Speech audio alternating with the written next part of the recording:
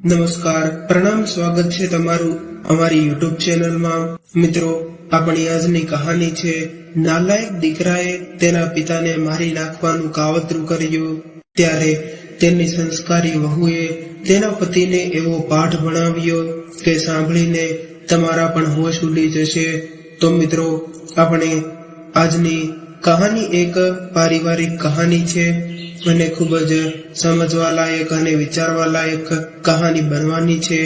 તો તમને વિનંતી છે કે આ વિડીયોમાં અંત સુધી જોડાયેલા રહેજો અને વિડીયો પસંદ આવે તો વિડીયોને લાઈક અને શેર કરજો। અને જો તમે આવી જ કહાની સાંભળવા માંગતા હોય તો આ ચેનલને સબસ્ક્રાઇબ જરૂરથી કરી લેજો તથા કોમેન્ટ બોક્સમાં સાચી શ્રદ્ધાથી હર હર મહાદેવ લખી દેજો, જેથી ભગવાન ભોલેનાથની કૃપા હંમેશા આપણા સૌ પર બની રહે। તો ચાલો મિત્રો, શરૂ કરીએ આજની કહાની। બેટા, આમ તો હું જીવનમાં 65 વર્ષ વિતાવી ચૂક્યો છું। હવે વધારે ન જીવાય તોય શું, ઘણું બધું જીવ્યો, પરંતુ જિંદગીને બરાબર માણી તો નથી શક્યો, પરંતુ જાણી જરૂર શક્યો છું। જવા દ્યો ને એ બધી વાતોને। મારી મૂળ વાત એ હતી કે આ ઉંમરે હવે લાંબુ જીવવાનો મોહ ન રાખવો જોઈએ, પરંતુ કોણ જાણે કેમ તું આ ઘરમાં જ્યારથી આવી ત્યારથી મને થોડુંક વધારે જીવી લેવાની ઈચ્છા થાય છે। ધીમે ધીમે હસતા હસતા પોતાના એક હાથમાં ચાણી રખાવી અને મેથીના તાજા જ બનેલા થેપલાઓનો કડકો બીજા હાથમાં રાખતા રાકેશભાઈ બોલ્યા। ત્યારે કંઈક વિશિષ્ટ હાસ્ય સાથે રેખાએ કહ્યું, થોડું વધારે નહીં બાપુજી, તમારે તો પૂરા 100 વર્ષ જીવવાનું છે। હજી તો તમારે કેટલું બધું કામ કરવાનું બાકી છે। ત્યારે રાકેશજીએ થેપલાનો કટકો પોતાના મોંમાં મૂક્યો નહોતો અને ચાની રકાબી પણ પોતાના હાથમાં જ પકડી હતી। એ બંને વસ્તુઓ કરતા એમને અત્યારે તેની પુત્રવધુ રેખા સાથે વાત કરવામાં વધારે રસ હતો। રેખાએ એમના વક્તવ્યનો એ વિશિષ્ટ હાસ્ય સાથે જે પ્રતિભાવ આપ્યો એ સાંભળીને તો રાકેશજીના અચિતમાં એમને રોમાંચક કરે એવું કંઈક સળગ્યું હતું। અત્યાર સુધી તો એમની નજર વાતચીત કરતી તેમની પુત્રવધુ રેખાના મુખ તરફ જ હતી। રેખાના પ્રતિભાવના ચિત્તાર્થથી પ્રેરાઈને તેમને એવું લાગ્યું કે એમને પણ વાત કરવામાં રસ પડ્યો છે। ત્યારે જ પોતાના સસરાની નજર શેની મૂંઝણી કરી રહી હતી એનો ખ્યાલ આવતા જ રેખા શરમાઈને રસોડામાં ચાલી ગઈ અને રાકેશના કુટુંબમાં આવનાર નવું સભ્ય પોતાની પુત્રવધુ રેખાના સંસ્કારો લઈને તો આવે તો કેવું સારું।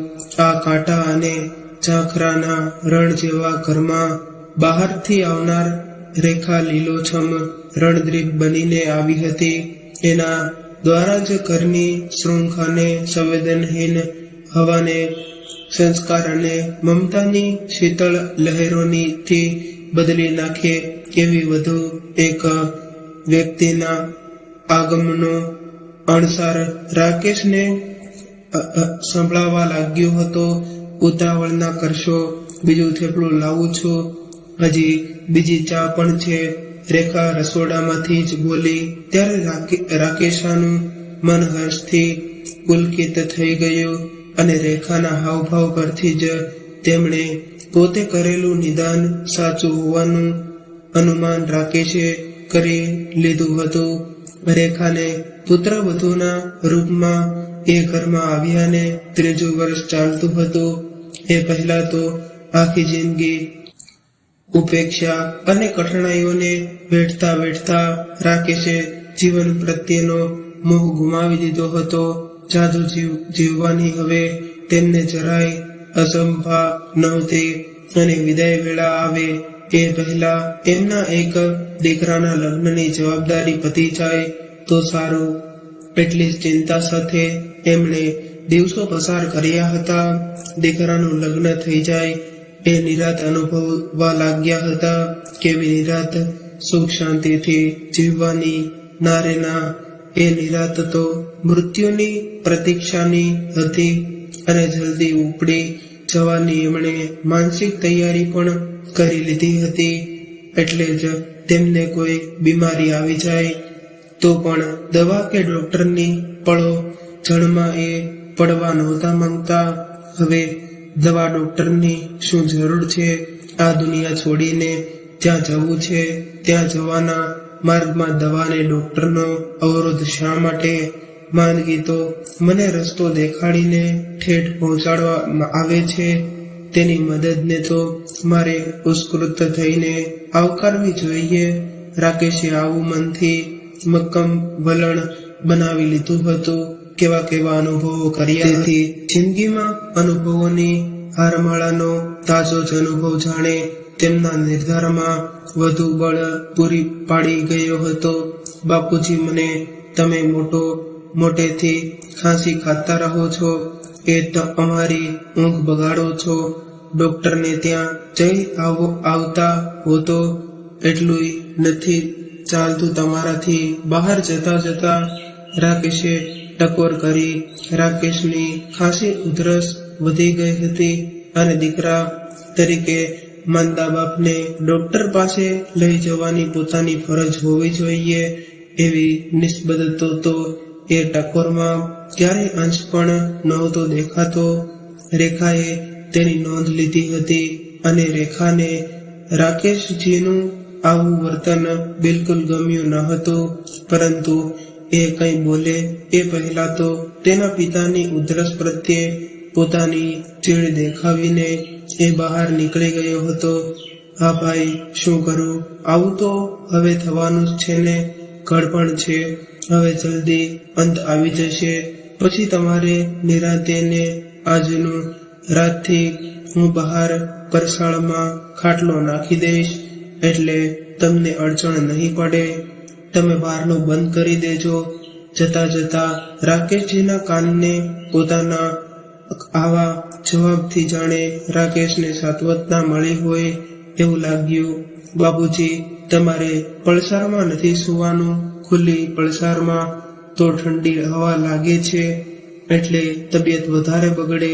તમે જ્યાં સુવો છો ત્યાં ઘરમાં જ સુવાનું રાખજો. એ તો કહ્યા કરે. એ પોતે તો ખાસ્તા ન કરો બોલાવે છે. એનું કંઈ નહીં. એના અવાજથી આપણી ઊંઘ નથી બગડતી. રાકેશ કરેલા ઉજરડા પણ જાણે મલમ લગાડીતી હોય એવી લાગણીથી રેખા હસતા બોલી. રાકેશજીના પિતા પ્રત્યેના નિર્મળ વર્તનથી તેના સંવેદનશીલ મનને પણ પીડા થઈ હતી. આપણે સાંજે ડોક્ટરને ત્યાં જઈ આવીશું ને તમારાથી ચલાય એવું ન હોય તો હું ડોક્ટરને ઘરે બોલાવી લઈશ. ના બેટા, એવું કંઈ કરવું નથી.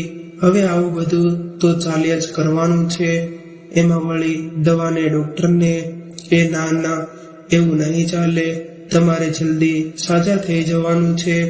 તમે સાજા થઈ જાઓ એટલે આપણે સૌરાષ્ટ્રના પ્રવાસે જવાનું છે અને તમારે ગિરનાર પણ ચડવાનો છે. રમુજીનો ભાવ ચાલુ રાખતા રેખાએ કહ્યું. તોય રેખા જબરી મશ્કરી કરે છે. જ્યારે હું સાચો નવરો હતો ત્યારે મારી ઘણી ઈચ્છા હતી, છતાં ગિરનાર ન જવાયું ને હવે તો ડેલીએ જવાનું તે જોર નથી રહ્યું. ત્યારે તું મને ગિરનાર ચડાવવાની વાત કરે છે. હા, તમને ગિરનાર પર ચડાવવાના છે અને બીજે બધે પણ લઈ જવાના છે. બધી યાત્રાઓ પૂરી કરવાની છે. તમારાથી ચલાય નહીં એ તો હું જાણું છું, પરંતુ તબિયત સારી હોય તો કાવડમાં બેસીને તો જવાય ને. રેખાની રમૂજ પર રાકેશ ખાંસતા મોઢેથી હસી પડ્યા અને બોલ્યા, કાવડમાં કોણ ઉચકશે કાવડ? તું ને તારા પતિદેવ. રાકેશ તો પાણીનો પ્યાલો આપે એવો નથી, એ કાવડ ઉચકશે. પિતાજી, તમે જુઓ તો ખરા, એ ઠેકાણે આવી જશે. એમને ક્યારેય તો ઘડપણ આવવાનું જ છે ને એવું કોણ સમજે છે? રેખા દીકરી, એવી અક્કલ જો વેલાસર આવતી હોય તો મા બાપની ઉપેક્ષાના કેટલાય કરુણ કિસ્સા છાશવારે પેપરમાં આવે છે. એ ન આવતા ને રાકેશ નિશાસો નાખતા હોય એમ બોલ્યા, બાપુજી તમે ધીરજ રાખો, બધું બરાબર ને થઈ જશે. હું છું ત્યાં સુધી તમારે કઈ ચિંતા કરવાની જરૂર નથી. રેખાના કથનમાં દેખાતી દૃઢતા અને પ્રતિબદ્ધતા જોઈને રાકેશજી દંગ રહી ગયા અને આશ્ચર્ય ભાવ સાથે રેખાના મુખ સામે તાકી રહ્યા હતા અને તેમની નજરમાં ફક્ત પ્રશંસા જ નહીં, એક પ્રકારની લાક્ષણિક ભાવ પણ હતો અને પુત્રવધુના રૂપમાં તેમના ઘરમાં સ્ત્રી નહીં પણ જાણે સાક્ષાત દેવી આવી હતી. રાકેશ મનોમનને વંદન કરી રહ્યા હતા. રેખા લગ્ન કરીને આવ્યાના 6 મહિનામાં જ રાકેશજીને આવા સુખદ અનુભવો થવા લાગેલા કે તેમના જીવનના આટલા લાંબા પટ ઉપર તેમણે જે અનુભવેલું એ કરતા સાવ અલગ એવા અનુભવોથી ક્યારેય એમને એવું લાગતું કે પોતે સ્વપ્નલોકમાં તો નથી ને આવી ચડ્યા ને, કારણ કે એ નાના હતા ત્યારથી આવા આત્મીયતા ભર્યા માધુર્યનો ભાવે જ અનુભવ કર્યો હતો.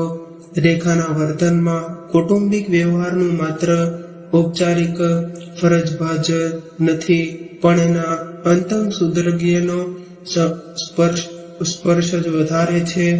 એના દ્વારા સતત થતા રહેતા મમતા ભર્યા વ્યવહારથી રાકેશને ધીમે ધીમે પ્રતીતિ થવા લાગી હતી કે રેખા આવી ત્યારે શરૂઆતમાં તો પુત્રવધુના આગમન વિશે રાકેશજીને બહુ ઉત્સાહ કે ઉમળકો નહોતો. જે કંઈ હતું તે પુત્રવધુને પરણાવવાનું પારિવારિક અને નૈતિક કર્તવ્ય બજાવ્યાનું માનસિક સમાધાન હતું. ઘરના સાવ નજીકમાં ને લોહીની સગાઈ ધરાવવું તો એમની માન મર્યાદા નહોતા રાખતા. તો આ તો બહારથી આવેલી વ્યક્તિ અને તે પાછી દીકરાની વહુ, 2 ટકની થાળી મળે તોય ઘણું.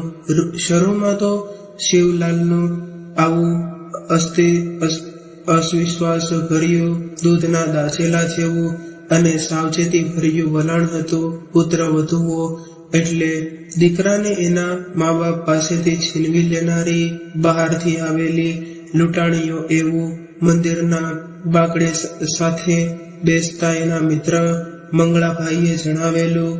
રાકેશજીના પિતાશ્રી દુર્વાસાના અવતાર હતા અને કુંભાર ટીપીને માટલું ઘડતો હોય એમ એ ધોલ ઠપકાડીને રાકેશની ખબર લેતા હતા. અને માં જોકે સ્વભાવે ગરીબ બડી હતી પણ જહાલ સ્વામી સામે તે અસહાય હતી. પતિને માન્ય ન હોય એવું કંઈ કરવાનું સાહસ એમનામાં નહોતું.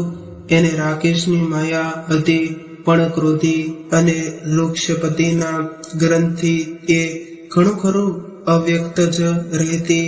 એ ગુજરી ગઈ ત્યારે રાકેશ 14 વર્ષના હતા. હાઈસ્કૂલનું શિક્ષણ પૂરું કરી એ પહેલા એમના પિતા પણ મૃત્યુ પામ્યા. પછી ભણતર મૂકીને એમને શાંતિલાલ શેઠની પેઢીમાં એમણે સામાન્ય નોકરી કરવા માંડી અને નવરાશ મળે ત્યારે શિખાઉ તરીકે જામિયત રામની સાથે કર્મકાંડની વિધિઓમાં પણ જતા અને આમ સરળ સ્વભાવના ને ખંતીલા હોવાથી તેમને બધે સારો આવકાર મળતો. એમ એમનું ગાડું ગબડતું રહેતું અને લગ્નની ઉંમર થતા તેમની મમ્મીની ભલામણથી તેમના લગ્ન પણ થઈ ગયા. આમ તો એમની પત્ની પણ સામાન્ય પરિવારમાંથી જ આવી હતી, છતાં તેમની ગુરુતાર ગ્રંથિ મોટા લોકોની કન્યાને પણ ટપી જાય એવી હતી અને અહંકારીને નખટ માયાવતીને સિદ્ધાધારા અને રાકેશ નમાલા જેવા લાગતા. અને એની અપેક્ષાઓ સામે રાકેશનો પન્નો તૂટી પડતો. એટલે તક મળે કે તરત જ તેને ઘણું ખરું સંભળાવી દે. સામાન્ય બાબતમાં પણ તક ઊભી કરીને તે રાકેશને પરેશાન કરવાનું ચૂકતી નહીં. મિત્રો, રાકેશનો સંસાર આવો હતો. પત્ની તરફથી થતી પજવણી સરસ અને ઢીલા સ્વભાવના રાકેશ કડક કઠણ થઈને સહન કરી લેતા. પરંતુ લગ્ન કરવાની કુબુદ્ધિ તેમને શું કામ થશે એવો પ્રશ્ન તો એમને કાયમ માટે સતાવતો રહ્યો. માયાવતીને તો વાંજિયા મહેણનું ટાળવું પૂરતી જ રાકેશની ગરજ હોય એમ ઘરમાં રાકેશનું ઘોડિયું બંધાતાની સાથે જ માયાવતીની માયા જાણે પરાકાષ્ઠાએ પહોંચી ગઈ હતી. હવે તો રાકેશ તેને સાવ તુચ્છ લાગવા માંડ્યા હતા. મિત્રો, રાકેશજીનું નસીબ તો જુઓ. તેમનો દીકરો રમેશ પણ તેમની મા પર ગયો હતો. ત્યારે તો કસાય મોજ શોખ વગરનો અને ગધા મજૂરી વાળું જીવન જીવીને રાકેશજીએ ઉછેરવાની જવાબદારી નિભાવી. પરંતુ બાપ દીકરા વચ્ચેનો સંબંધ એક માર્ગી વાહન વ્યવહાર જેવો જ રહ્યો. એની તમામ જરૂરિયાતો માટે રમેશ તેની માને જ કહેતો અને તેની માં ના હુકુમથી રાકેશ રમેશની બધી સગવડ સાચવતા અને અપડેટ રહેવાના શોખીન રમેશને ધોતિયું જબ્બો ટોપી પહેરવાને ઓછું ભણેલા સીધા સાદા બાપનું વ્યક્તિત્વ જરાય ગમ્યું નહીં. માં એને વ્યવસ્થિત અને હોશિયાર લાગતી અને બાપ ગમાર જેવો. જોકે ભણવામાં કંઈક ઠીક હોવાથી રમેશ સારી રીતે બીકોમ થઈ ગયો હતો અને નસીબ જો કે એને સારી નોકરી પણ મળી ગઈ હતી. પરંતુ સારી નોકરી મળતા જ એના અહમનો પણ ઝડપથી વિકાસ થવા લાગ્યો હતો. માની જેમ પોતાના બાપને ઉતારી પાડવામાં એને કોઈ મર્યાદા ન નડી હતી.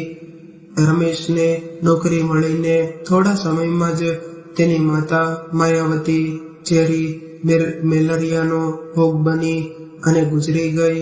રમેશની નોકરી સારી હોવાથી તેનું લગ્ન જલ્દી ગોઠવાઈ ગયું અને ત્યાં સુધી તો રમેશે જ રસોઈથી માંડી ઘરકામની અન્ય જવાબદારી પણ સંભાળી હતી. પરંતુ તેના દીકરાએ કદી પોતાના બાપને મદદ કરવાની ગરજ દેખાડી નહીં અને આમ કડવા ઘૂંટડા પીતા પીતા જ રાકેશ 65 વર્ષ વટાવી ચૂક્યા હતા. 65 વર્ષની ઉંમર કંઈક બધું મોટી તો ન કહેવાય, પરંતુ બધા જ પ્રકારની પ્રતિકૂળતાઓએ એમને 65 વર્ષની વયે પણ 75ના હોય તેવા દેખાડતા કરી દીધા હતા.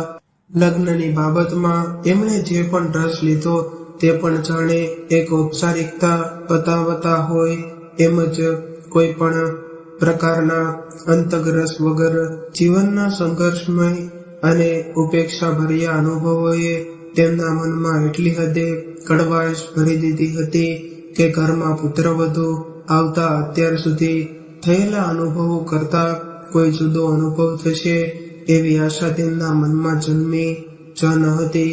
અને પુત્રવધુ તો એમના પતિને જ અનુસરશે અને એકના બદલે ઘરમાં ફરી 2 વ્યક્તિઓની મુનસફી વેઠવી પડશે. એ દશેશર રાકેશના લગ્નની વાત શરૂ થઈ ત્યારથી જ તેમના મનમાં ઘરની કરી ગઈ હતી કે પુત્રવધુના આગમન પછી પણ 1 મહિના સુધી તો તેમણે ઘરમાં પોતે બહારની વ્યક્તિ હોય એવી અલિપ્તતાના ભાવ સાથે જ વિતાવ્યા હશે. વિશેષ કશી નસીબ રાખ્યા વગર સમય કાઢવા માંડેલો ત્યારે રેખાના શુદ્ધ વર્તન વિશેષ પણ એમનું એક ચોક્કસ અનુમાન હતું. વહુ ઘરમાં નવી હોય ત્યાં સુધી સાચવીને વર્તે, પણ સમય જતા એ રીઢી થાય એટલે પોતાનું અસલ સ્વરૂપ પ્રકાશે. રેખાની સલુકાઈને પણ રાકેશે રીતે મૂંઝાયેલતા હતા, પણ સમય રહેતો રહ્યો ને તેના દીકરાના લગ્નને 1 વર્ષ થયું તો પણ રેખા એવી જ માયા મમતા દેખાવતી રહી અને ઉલટું રાકેશ અનુભવવા લાગ્યા કે રેખાની એમના પ્રત્યેની લાગણીમાં ઓટ આવવાના બદલે એમાં ઉત્તરોત્તર વધારો થતો જતો હતો કે જાણે એમણે અત્યાર સુધી વેઠેલો લાગણી અને હૂંફની ખાદ પૂરવા જ એ આવી હોય. પણ બાપ પ્રત્યે રેખા આટલો બધો ભાવ દેખાડે એ રાકેશને નહોતું ગમતું. ક્યારેક ખાનગીમાં એ મુદ્દે બંને વચ્ચે ચકમણ પણ જરતી. હવે એ તો પીળું પાન છે, ગમે ત્યારે ખરી જશે, તું એમની ચિંતા ના કર. નવી કૂપળ કૂટવાળી ની છે એનો વિચાર કર. આકાશમાં વિચરતા જતા રેખાના પેટ તરફ નજર નાખીને માર્મિક હાસ્ય સાથે રાકેશજીએ કહેલું કે ડોક્ટરે તને પ્રિસ્ક્રિપ્શન આપ્યું હોય એ મને આપ, હું આવતી વખતે તારી દવાઓ લઈને આવીશ અને સમયાંતરે ગાયનેકોલોજિસ્ટની મુલાકાત લેતી રહેજે. જરૂર હોય તો હું પણ સાથે આવીશ. લ્યો આ પ્રિસ્ક્રિપ્શન. એ પણ દવા બાકી ન રહેવી જોઈએ. રેખાએ પાર દઈને કહ્યું, આ તો તારી દવાઓનું પ્રિસ્ક્રિપ્શન નથી લાગતું. કાગળ પર નજર નાખતા પોતાનું મોઢું બગાડીને રાકેશ બોલ્યો કે ના, મારે હાલ કોઈ દવાની જરૂર નથી, પણ બાપુજીની તબિયત પાણી બગડી ગઈ છે. હું તેમને ડોક્ટરને બતાવી આવું છું. તેમણે દવાઓ લખી આપી છે, ભૂલ્યા વગર લઈ આવજો. તમારે તો તેમના તરફ કંઈ ધ્યાન આપવું જ નથી. આવો તો તે કઈ દીકરો હોય, યાદ રાખજો. ફૂટતી કૂપળમાંથી થયેલું લીલું પાંદડું પણ તમારા પગલે ચાલીને ભવિષ્યમાં પીડા પડનાર આ પાનનો એવો જ ઉપહાસ હશે રહેશે, અને ઘરના વાતાવરણમાંથી મળેલા સંસ્કાર એનો ભાગ ભજવ્યા વગર રહેશે નહીં. ચેતવણી આપતી હોય એમ ગંભીર ચહેરે રેખાએ રાકેશ તરફ આંગળી ચીંધીને એને જ પીડા થનાર પાનની ઉપમા આપતા કહ્યું, એ બહુ દૂરના ભવિષ્યની વાત છે. બાળકને કેળવણીનું આપવું હાથમાં હોય છે, અને હું મારા આવનાર બાળકને પ્રતિભાશાળી વ્યક્તિત્વ વાળો બનાવીશ, અને તારા સસરા જેવો લણધરવર માણસ નહીં. તું જોજે ને, તું આ ઘરમાં દયાની દેવી બનીને આવી છે તો કર્યો કર. વૃદ્ધ દર્દીની સેવા પ્રિસ્ક્રિપ્શન રેખા તરફ ફેંકીને એટલું કહીને રાકેશ પ્રિસ્ક્રિપ્શન રેખા તરફ ફેંકીને એટલું કહીને રાજેશ નીકળી ગયો. અને આ જોઈને રેખા તો સ્તબ્ધ રહી ગઈ, અને તેના પોતાના સંસ્કારોના માપદંડથી તો રાજેશનું વર્તન એના માટે કલ્પના ન કરી શકાય એવું બેદુહ હતું.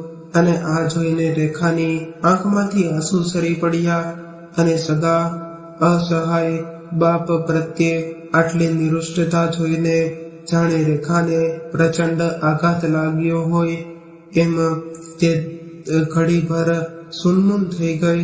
અને પોતાના પિયરમાં આવી કઠોરતાની હાજરી એણે કદી જોઈ નહોતી.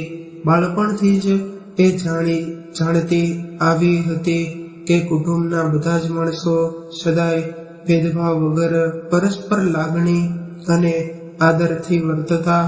એ નાની હતી ત્યારે કુટુંબમાં દાદા દાદી પણ હતા. એ વૃદ્ધ અને અશક્ત હતા, પણ પરિવારમાં એમનું મહત્વ જરાય ઓછું આંકવામાં આવતું ન હતું. ઘરમાં નાના બાળકથી લઈને વડીલ સુધી કોઈની પણ ઉપેક્ષા તો થતી જ નહીં, અને સુમેળ, સદ્ભાવ અને સ્નેહની આબોહવા ઘરના વાતાવરણને સદાય આરામદાયક રાખતી. અને પેઢીઓથી ચાલતી આવેલી સંસ્કારિતાની આવી ભરી પાટીમાં ઉછરેલી રેખાને રાજેશનું વલણ અભદ્ર અને અસહ્ય લાગે એ સ્વભાવ જ હતું. રાજેશના વ્યવહારથી આવા માણસ સાથે પોતાની જિંદગી જોડાય એનો વસણવો પણ હવે એને થવા લાગ્યો હતો. મનમાં કંઈક ભય પણ ઊભો થયો કે ભવિષ્યમાં કોઈ કારણે હું અસમક્ષ બની જાઉં તો આ માણસ મારી સાથે કેવો વ્યવહાર કરશે. રેખા શ્યામ અને પગે સહેજ ખોડવાળી હતી, તેથી જ મારે MA સુધીનું શિક્ષણ હોવા છતાં આવા ઘરમાં આવવું પડ્યું. રાજેશનું ઘર તો સરખામણીમાં સાવ સામાન્ય જ હતું. ઘર સરખા મોભાનું નહોતું. એનું એના પિયરમાં બધાને દુઃખ તો હતું જ, પણ છોકરીની સારી નોકરીમાં જ એમને સંતોષ હતો. એના રિઝલ્ટની વાટ જોયા વગર દીકરીને પરણાવી દીધી.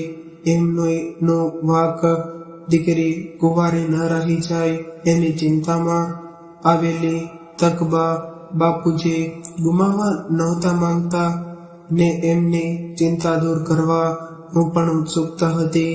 એમને મારા તરફની ઉપાધિમાંથી મુક્ત કરીને એ નિરાત અનુભવતા થાય એવી ભાવનાથી પ્રેરાઈને જ મેં પણ હા કહી દીધી હતી.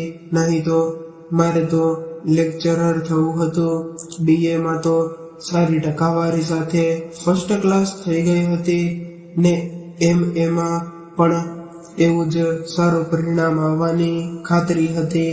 પણ શું થાય, કિસ્મત માણસને ક્યારની સાથ લઈ જાય છે. રેખાને તે દિવસે પહેલી જ વાર હતાશા ઘેરી ગઈ અને રેખાની સારી સેવા અને ડાયટ્રી ઉપચારની રાકેશ થોડા દિવસમાં સાજા થઈ ગયા અને દવા અને ડોક્ટરની સારવાર કરતા રેખાની લાગણીનો ઉપચાર અને વધારે કારગર નીવડ્યો એ વિશે રાકેશને જરાય શંકા નહોતી. રેખા નાની નાની બાબતોમાં પણ એમની કાળજીપૂર્વક સંભાળ લેતી. સસરા નહીં પણ પોતાના પિતા જ હોય એમ રાકેશ પ્રત્યે આત્મીયતા દેખાવતી રહેતી. એમ એની મનોવૈજ્ઞાનિક અસર જ રાકેશ માટે રામબાણ ઈલાજ બની ગઈ હતી. નહીં તો જીવવાની ઈચ્છા ગુમાવી બેઠેલા અને નિષ્કૃષ્ટ પુત્રના આશ્ચર્ય પડેલા રાકેશ રેખા ના હોત તો માંદગીને જ સ્વજન ગણીને એની સાથે જ ચાલી નીકળ્યા હોત. બાપુજી, હવે આપણે પ્રવાસની તૈયારી કરીએ. મને પણ થોડું ફરી આવવાનું મન થયું છે. હમણાં જવાનું એવું છે, પછી નહીં નીકળાય.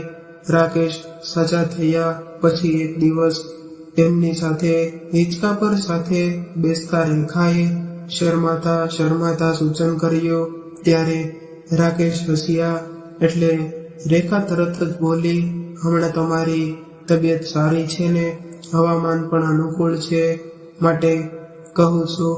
તમે શું સમજ્યો એવું કહીને રાકેશ ફરી હસ્યા ને તરત જ મુખ પર ગંભીરતા લાવીને બોલ્યા, તમે બે જઈ આવો ને, વચમાં મારા જેવા ગરડા માણસની શું જરૂર છે? હું અહીં આરામ કરીશ. પડોશી સારા છે, એ મારું ધ્યાન રાખશે. તમારે મારી કઈ ચિંતા કરવાની જરૂર નથી. પિતાજી, એવું ના બોલો. તમને લઈને જ જવાનું છે, નહીં તો મારે નથી જવાનું. લાડમાં છણકો કરતા રેખા બોલી, સારું ભલે, ચાલો જઈએ. બાકી મારે વળી આ ઉંમરે ને તું સમજતી નથી બેટા. રાજેશને તમારી સાથે મારી હાજરી નહીં ગમે. કંઈક અસ્વસ્થતાના ભાવ સાથે રાકેશે પોતાનો નિખાલસ પ્રતિભાવ આપ્યો. ના કેમ ગમે બાપને સાથે લઈ જવામાં ના ન આવે બેટા. આજ સુધી તો એવો જબતિયું આવ્યું છે ને કે મને બાપ તરીકે ઓળખવામાં પણ એને શરમ આવે છે. ક્યારેક એણે મારી પાસે ઊભા રહીને બેસીને સરખી રીતે કોઈ વાત કરી છે. ગામડિયા જેવા દેખાતા બાપને પ્રવાસમાં સાથે લેવાની વાત જ એને વીજળીનો કરંટ લાગ્યા જેવી લાગશે. જો કે એ શું કહેશે છે કે ના પાડશે તો બીજો કોઈ રસ્તો કાઢીશું, પણ તમને મારે પ્રવાસ તો કરાવવાનો જ છે. રેખાના સ્વરમાં દૃઢતા જોઈને રાકેશને આમ તો ઘણા આનંદ થયો, પણ સાથે એટલી જ બેચેની પણ થઈ. પોતાના કારણે પતિ પત્ની વચ્ચે તિરાડ પડે એવું એ નહોતા ઈચ્છતા. રેખા પ્રત્યે એમના મનમાં બાપને દીકરી વચ્ચે હોય એવી મમતા જન્મી ચૂકી હતી. તેથી જ બાપ જેમ દીકરીના સુખનો વિચાર કરે એમ રાકેશ પણ હવે તેમના રેખાના સુખને પણ મહત્વ આપતા હતા. રેખા રાજેશની મરજી વિરુદ્ધ જઈને એમના તરફ વધારે ધ્યાન આપતી અને એનાથી પણ એ ચિંતિત રહેતા. રાજેશ એવો મિથ્યાભિમાની દીકરો એવા જ કોઈ મુદ્દે રેખા સાથે ઝઘડી પડે એવો ઉચાટ એમને રહેતો અને એ અવારનવાર રેખાને કહેતા પણ ખરા કે તું રાજેશનું ધ્યાન રાખ, તમારી સાથે જિંદગી જીવવાની છે. તમારા બંને વચ્ચે સુમેળ હોય તો ધર્માય સારું વાતાવરણ રહે અને તમે બંને જીવનમાં સુખ શાંતિથી આગળ વધી શકો. મારી ચિંતા છોડ, હું તો પાકું પાન. ના બાપુજી, મારા પિયરમાં તમે કહો છો એવી રીતે વિચારવાનું કોઈએ મને શીખવ્યું નથી. રાકેશને વચમાં અટકાવવા રેખા બોલી, એમનું બધું સાંભળવું જ છે ને, એ જ રીતે તમારી તરફ પણ ધ્યાન આપવાની મારી ફરજ છે.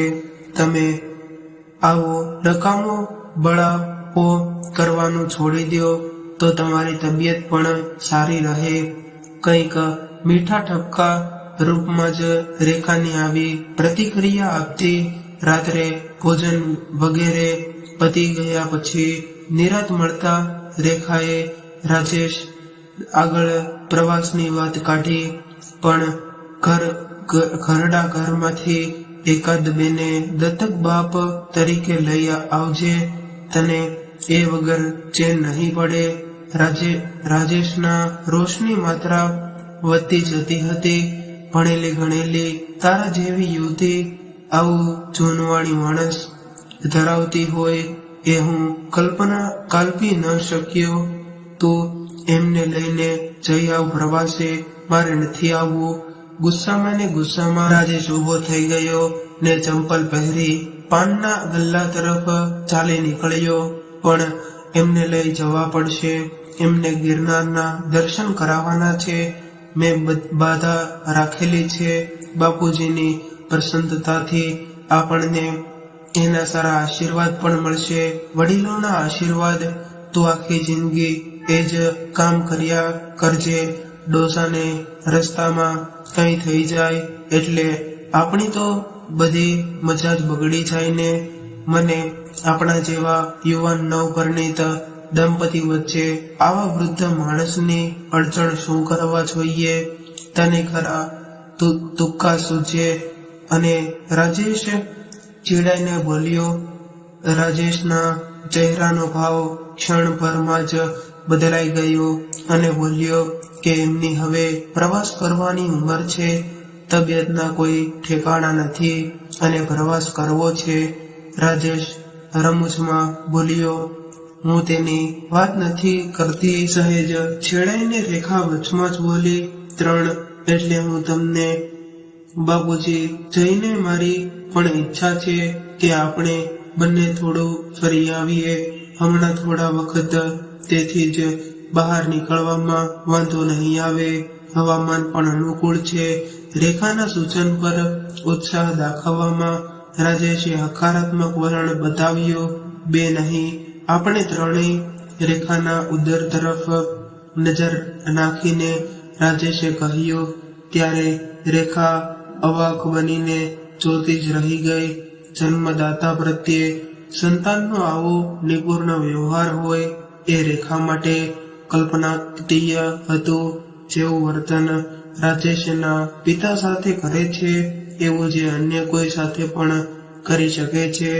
મારી સાથે પણ આવા અસંસ્કારી માણસ સાથે જિંદગી કાઢવાની એવા વિચાર માત્રથી રેખા ધ્રુજી ઉઠી.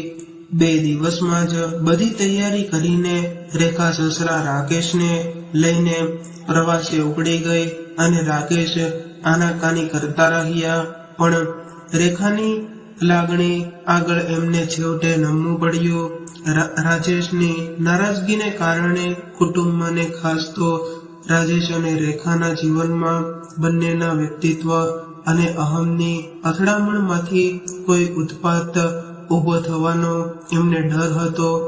ખાસ તો પોતે જ એ માટે નિમિત્ત બની રહ્યા હતા કે એ સભાનતા એમને વધારે વ્યતીત કરતી હતી. બાપુજી, હું તમારી દીકરી જ છું એમ સમજો. તમારા સુપુત્ર રાજેશ પાસેથી તમે હવે કઈ આશા ન રાખશો. મને એમ હતું કે મારા પ્રયત્નો અને સહવાસીથી એમનામાં પરિવર્તન આવશે, પણ મને હવે ખાતરી થઈ ગઈ છે કે કોઈ પણ પાણીએ આ મગ ચડે એમ નથી. એટલે તમારા ઘરમાં આવેલી આ નવી દીકરી રેખા પર તમે નિશ્ચિત થઈને પૂરો આધાર રાખી શકો છો. રાજેશે કદાચ અજાણતા અને આપણા ભાવિ વિશે સંકેત કરી લીધો હોય એમ લાગે છે. પ્રવાસની માનસિક તૈયારી માટે સસરાને મનાવવામાં રેખા બોલી. એના એ મોધમ કથનમાં કોઈ અમંગળ ઘટનાની આગાહી તો નથી ને? રાકેશને એવું લાગ્યું તો ખરું, પણ એવું હવે આવી પરિસ્થિતિ માટે માનસિક સ્થિતિસ્થાપકતા કેળવતા થઈ ગયા હતા. બેટા, હું તને દીકરી જ ગણું છું. તારા જેવી પુત્ર વધુઓ આજકાલ ક્યાં જોવા મળે છે? તારું દૃષ્ટાંત કદાચ ઘણી નવવધુઓને પ્રેરણા આપશે. રાજેશની તો વાત જ જવા દે. અમારો સંબંધ આમે માત્ર બાયલો નજીક જીવનશાસ્ત્રીય છે અને કૌટુંબિક કે સામાજિક હોય એવું મને કદાચ કદી લાગ્યું જ નથી. પણ મારા કારણે તમારા બંનેના માર્ગ પર કંટક પથરાય એ વાત જ મને ખૂંચ્યા કરે છે. રાકેશ હસતું મોઢું રાખી હળવાશથી બોલ્યા, તમે એ બધી ફિકર છોડો બાપુજી. અમારી વચ્ચે સંસ્કાર, સ્વભાવ, રુચિ, વલણો વગેરેનો મોટો તફાવત છે. કોઈ પણ યુગલ વચ્ચે થોડા મતભેદ હોઈ શકે, પણ જીવન સુમેળવાળું અને આનંદદાયક બનાવવા માટે જે મહત્વના ગુણો જોઈએ એમાં જ તફાવતનું મોટું અંતર હોય તો ગાડી પાટા પરથી ઉતરી પડે છે. એમાં તમારા નિમિત્ત હોવાની કોઈ ભૂમિકા જ નથી. રેખા ગંભીરતાપૂર્વક બોલી રહી હતી કે જાણે પોતાની દહેશત સાચી પડાવવાના ઈંધણ રાકેશને એમ રેખાના કથનમાં દેખાવા લાગ્યા હતા. હરી ઈચ્છા એ મનોમન બોલ્યા. પ્રવાસમાં રેખાએ રાકેશજીના એ કાળજી લીધી કે તે મમત્વ દાખવ્યું કે એ રાકેશજીની કલ્પના બહારનું હતું. જોડીમાં બેસાડીને એમને ગિરનાર દર્શન પણ કરાવ્યા. એમને જરાય તકલીફ ન પડે એ બાબતે એ ચોક્કસ અને સતર્ક રહેતી અને આખી જિંદગીની તત્પરતાનો રેખાના રૂપમાં જાણે એમને વરદાન મળ્યું હોય એવી પ્રતીતિ રાકેશજીને થવા લાગી હતી. રેખા પ્રત્યેના અહોભાવથી એ ગથઈ ગયા હતા અને 8 દિવસનો પ્રવાસ વધારે લંબાયો. બાપુજી, હવે આપણે સીધા આપણા ઘરે જવાના બદલે મારા પિયરે જઈએ. મારા પપ્પાએ પણ આપણા પ્રવાસની શરૂઆત પહેલા ફોન કરીને મને સૂચવ્યું હતું કે આપણો પ્રવાસ પૂરો થાય મારે તમને ત્યાં તેડી જવા છે. તમારી સાથે થોડા દિવસ ગાળવાની તેમની ખાસ ઈચ્છા છે. રેખાએ પ્રવાસના છેલ્લા દિવસે સસરાને કહ્યું, ભલે જેવી તારી ઈચ્છા, હું તો તારા કારણે આટલો પ્રવાસ કરીને પૂરેપૂરો તૃપ્ત થઈ ગયો છું. જિંદગીના અંતિમ ચરણે મારા જેવાને આવું સુખ ભોગવવું મળશે એવું તો મેં કદી ધાર્યું જ નહોતું. તે તો જાણે મારી સરી જિંદગીનો દોર જ તારા હાથમાં લઈ લીધો છે.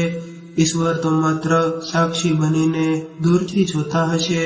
કૃતજ્ઞતાના ભાવ સાથે રાકેશ બોલ્યા કે હું તો દીકરીના પરિવર્તિત થયેલી પુત્રવધૂને પામીને ધન્ય થઈ ગયો.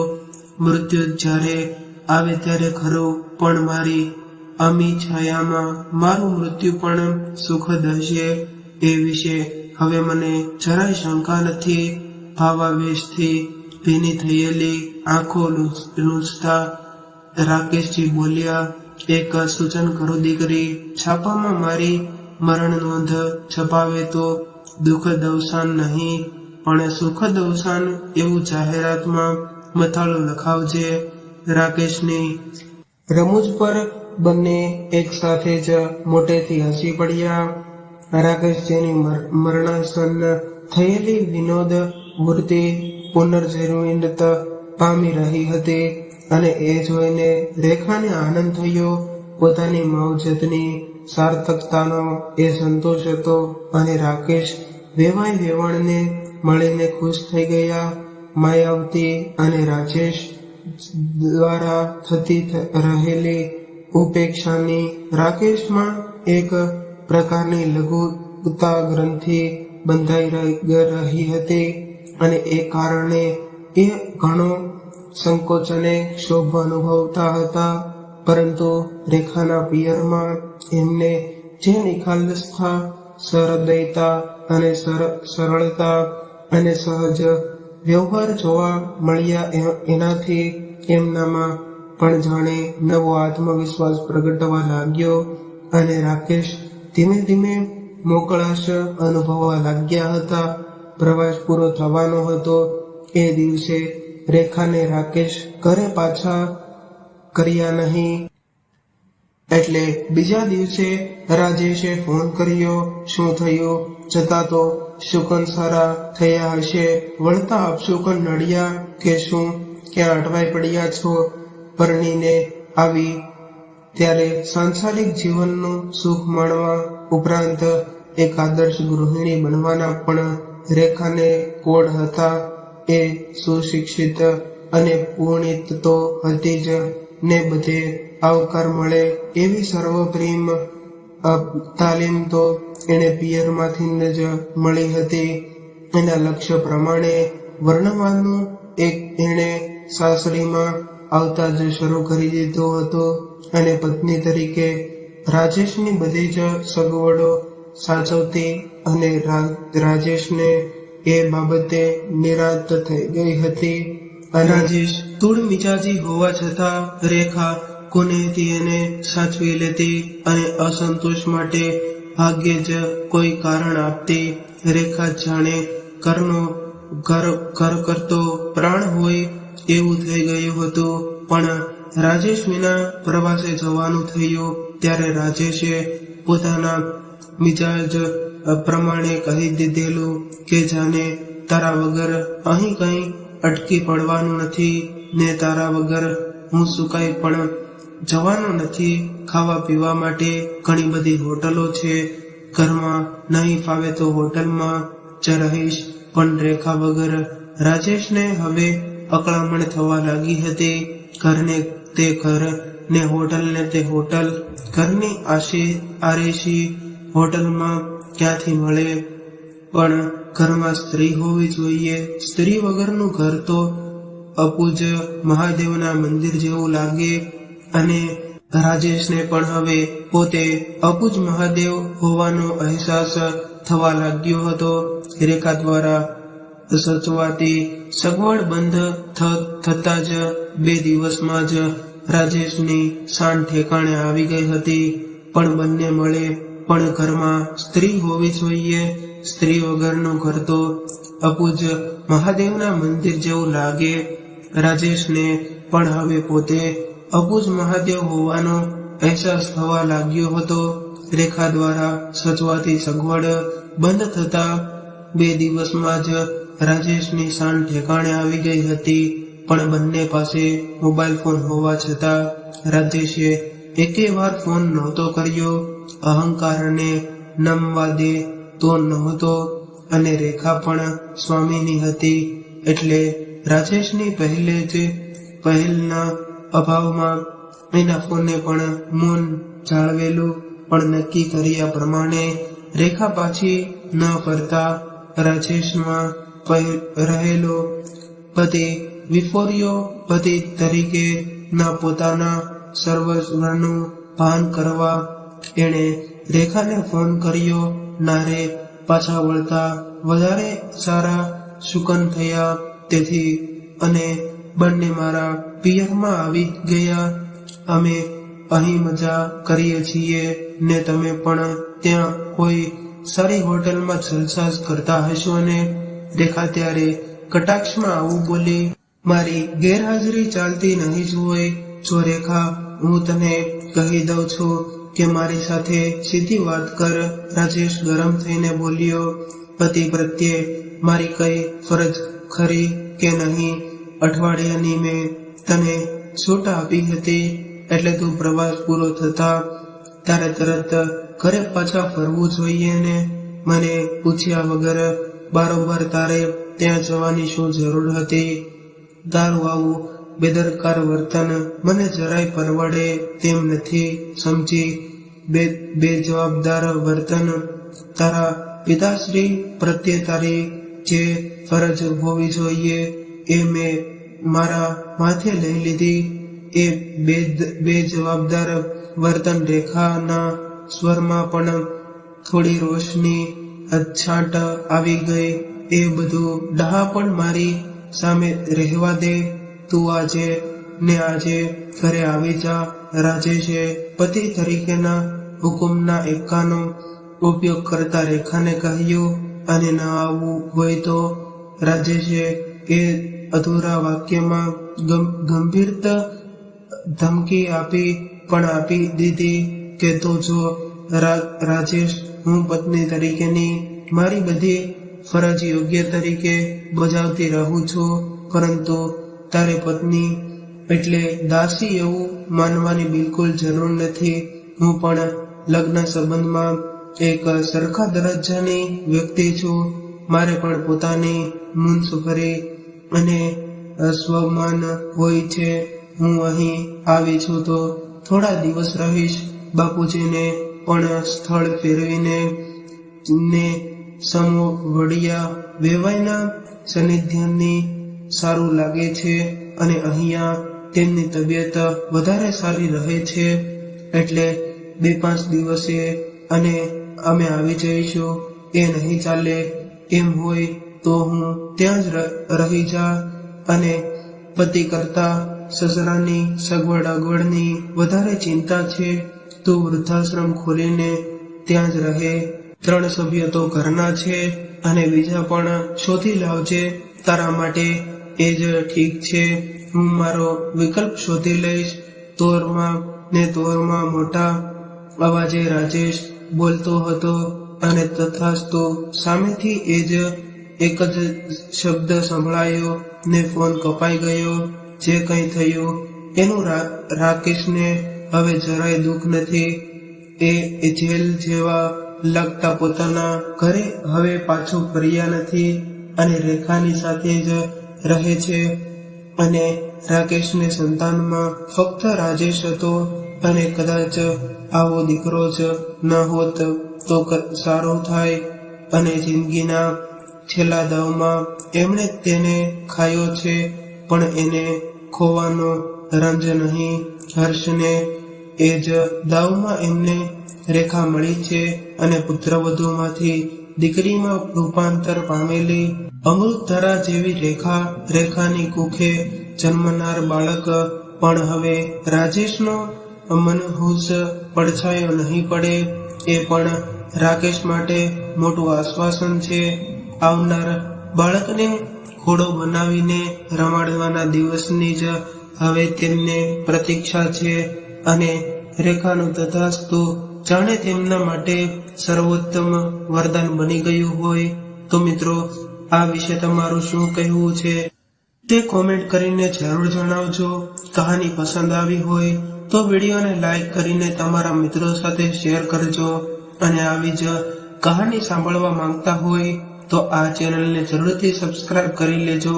તો ચાલો મિત્રો, હવે ફરી મળીશું એક નવી કહાની સાથે. ત્યાં સુધી તમામ મિત્રોને જય શ્રી કૃષ્ણ, રાધે રાધે, હર હર મહાદેવ. આ કહાનીને પૂરેપૂરી સાંભળવા માટે તમારો ખૂબ ખૂબ આભાર.